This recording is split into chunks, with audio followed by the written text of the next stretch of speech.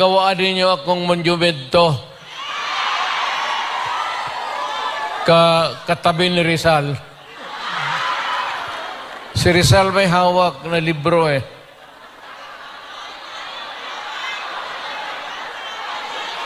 Akin.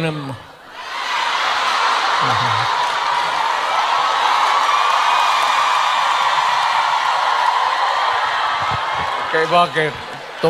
Tumahimik ba ang bayan natin kung Pilipinas, hold up dito, hold up. Wala nang ginawa ko ini. Tayo mga ayaw ng gulo, napipilitan tayo to confront evil because nandyan sa harap natin. Sino ba naman gustong pumatay? Putang inang yan.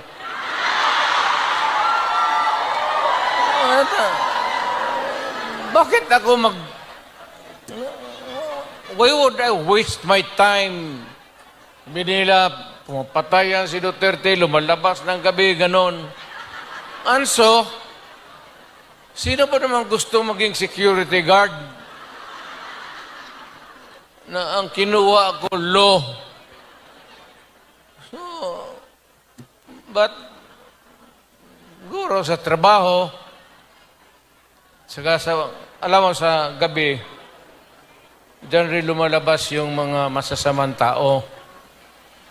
At dyan rin lumalabas yung nakakatakot na magandang babae sa buong bayan.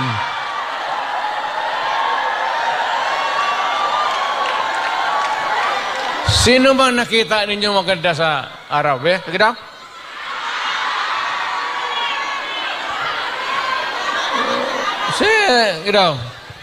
Sa araw. Yung nagtatrabaho, pati ng basket, na mamalinggi. Pero pagkagabi, makita mo, lumalabas. Mga anghel. Gising na. Ang mga demonyong putang inatulog na.